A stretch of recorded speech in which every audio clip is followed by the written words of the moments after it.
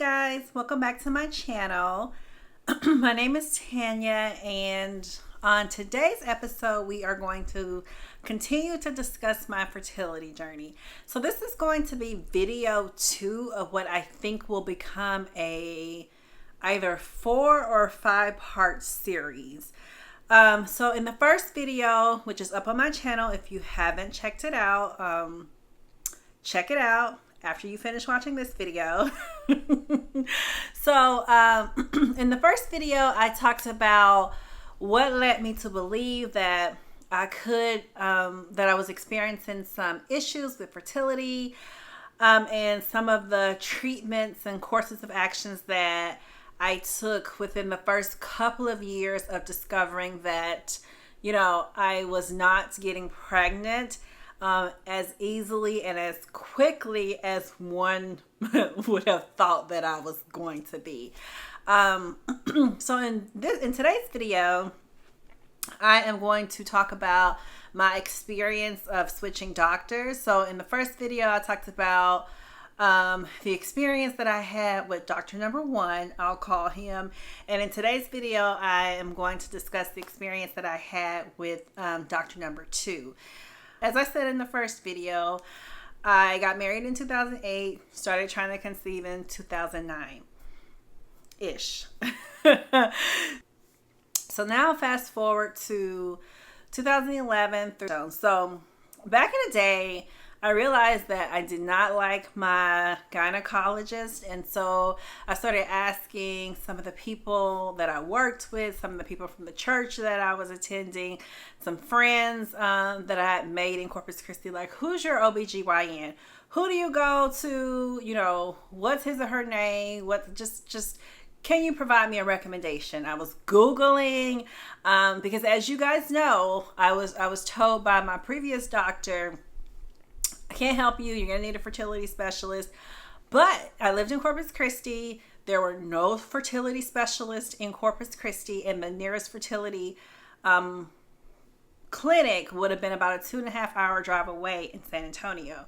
And so at the time, that just was not a viable option for me to drive 2.5 hours to go through to see a fertility doctor. So I knew that I had to operate within the realm of what was available to me at the time.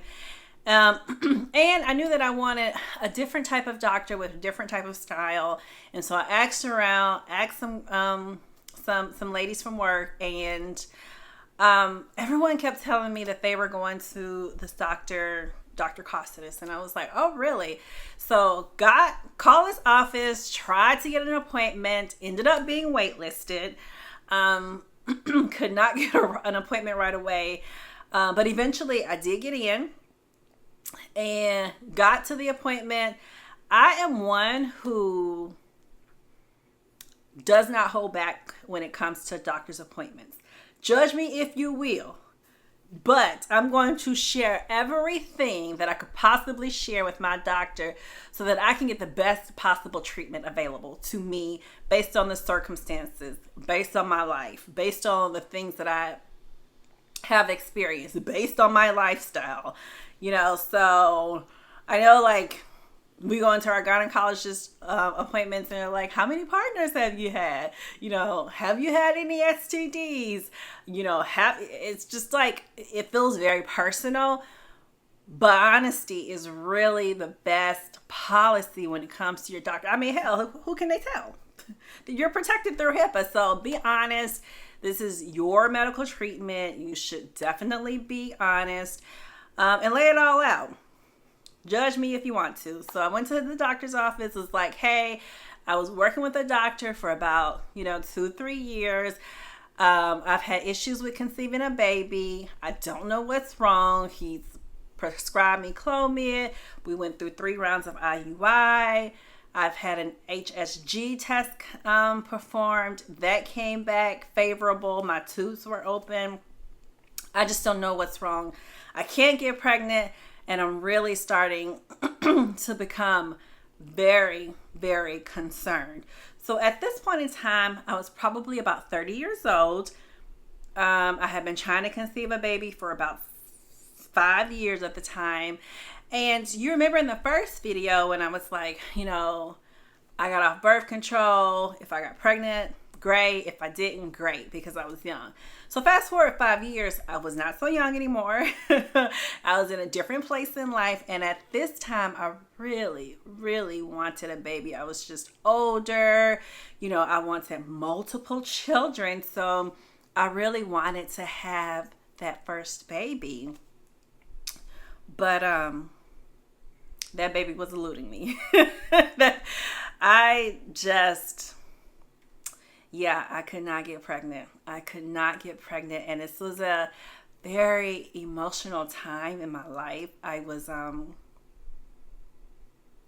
it was hard for me to attend baby showers. It was hard for me to be around children. I would sometimes see a toddler and quite literally break down crying. Like emotionally, I was going through it. I was depressed.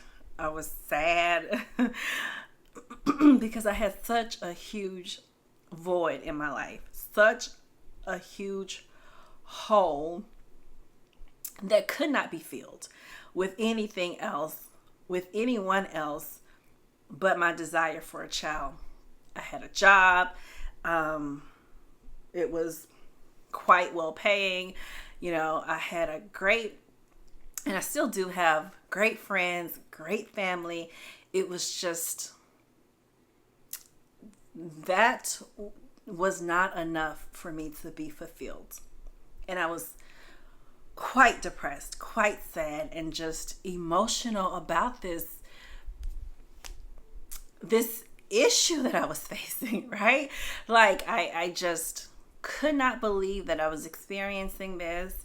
And then for such a long period of time, it was quite a difficult moment in my life. And Dr. Costas was so compassionate. He was extremely caring. And he's like, don't you worry, we're going to get you pregnant.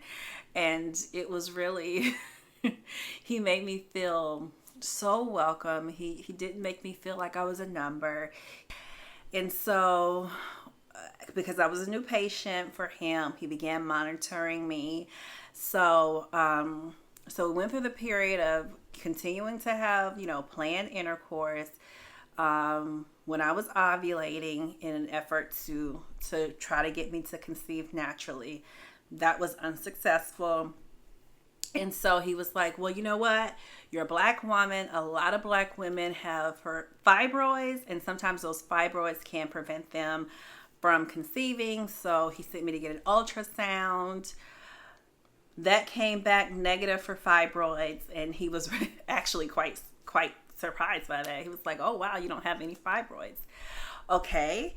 And so he's like, you know what we can do is a laparoscopy. And it's a surgical procedure. And he's like, I could use that to diagnose your reason for infertility, because clearly externally there's nothing wrong. You ovulate, you have a period, you are having intercourse every month whenever you're ovulating, and you've been doing this for a number of years. So at this point, externally everything seems great.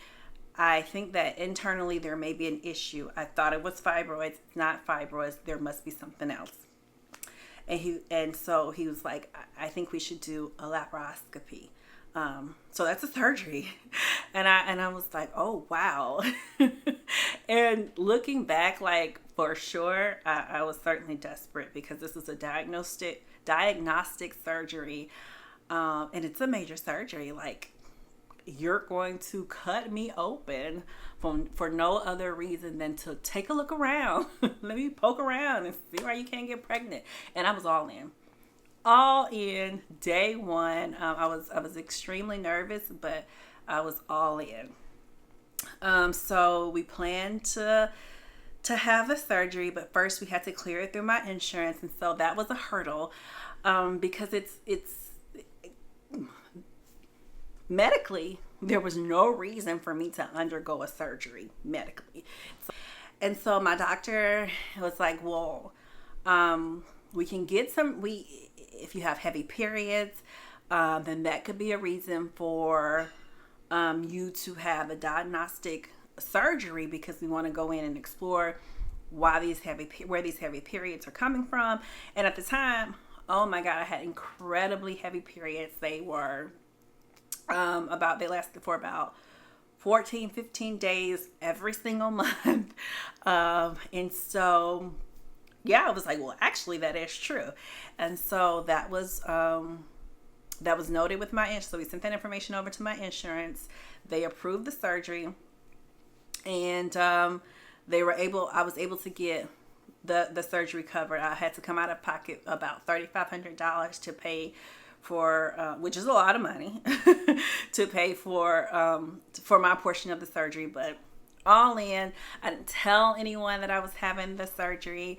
In fact, I called my mom about 2 days before the surgery, and was like, well, I'm about to have surgery. And of course, my mom is like helicopter parent. She was like, oh my God, you're having surgery? Why are you having surgery? Because I hadn't discussed any of this infertility information with anybody in my circle, with anyone actually. And I'd say that, looking back, because it's so private and it's so emotional and you're so vulnerable and you feel like it's a failure on your part, and so you don't really want to open up and you don't really want to share. But I did. I ended up sharing what I had been going through, and after that, she shared it with her sister. Maybe I call my auntie, which I'm from Louisiana, so my aunt is my auntie. So I call my auntie. It's my mom's only sibling, and she also she's a worrier. My mom's a worrier. They call their mom, who's a worrier. That's another reason why I just did not want a lot of people to know, because I did not want two things, even through this journey, even through my videos. I don't want to be pitied. Like, I don't want you to feel sorry for me. And in a way, it's I know that people do, especially because they love me, and especially because it's such a huge desire of mine and they want me to be happy. So I totally get that. This channel is also going to be about support and love and sisterhood, and it's really a loving, accepting, supportive community.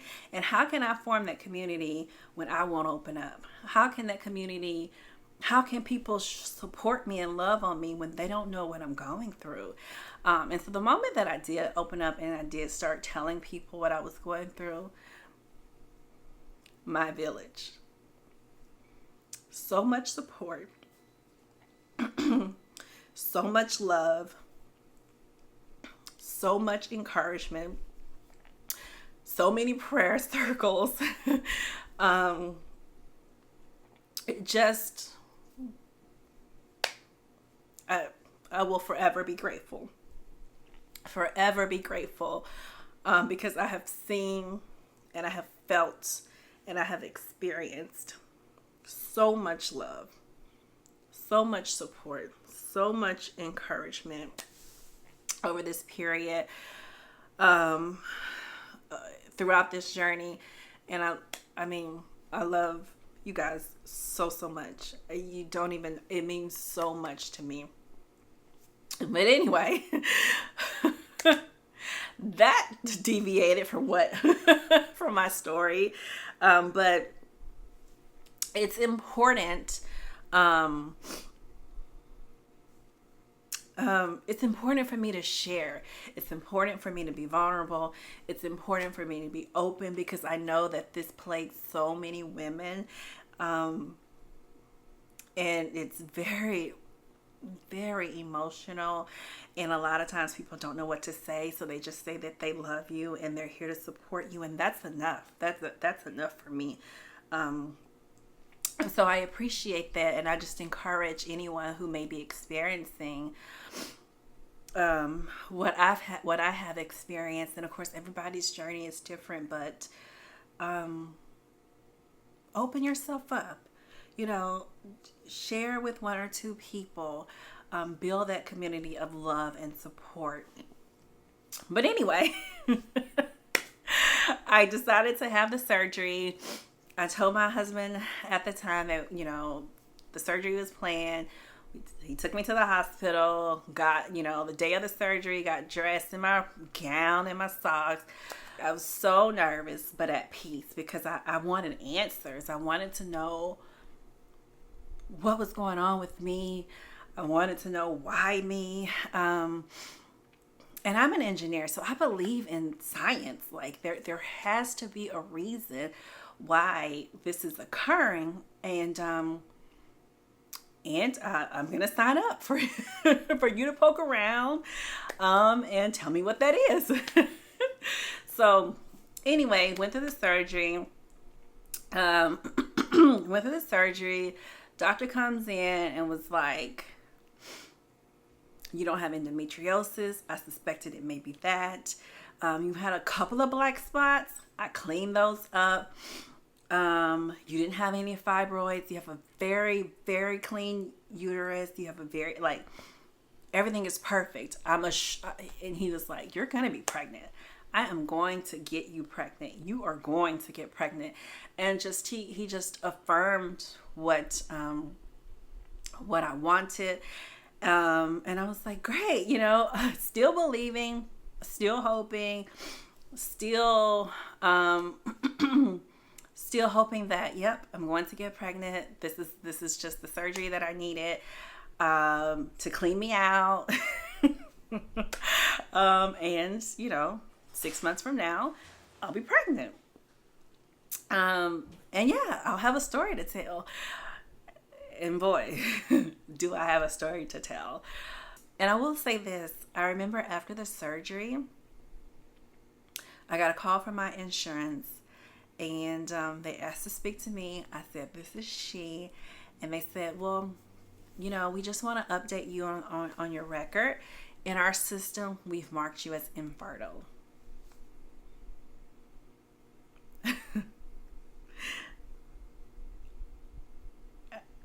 And I was so shocked. I had never called myself infertile. I had certainly never thought of myself as infertile. I thought of myself as a fertile woman who was trying to conceive. But yeah, that floored me. That was hurtful. And it was just it was the proper term, but it was just not what I expected. Not what I really had to take a moment to gather myself before heading back into work after that phone call. But the first time that I heard that term applied to myself, wow,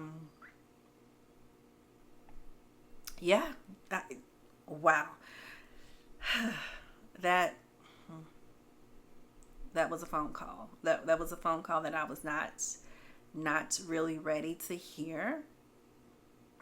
I have since been diagnosed, whenever I have to fill out forms for fertility, they call it unexplained infertility. And so that's the official medical diagnosis that I have. But yeah, so after the surgery, we continued to have intercourse, still fully expecting that within the next couple of months, I'll be pregnant. That did not occur.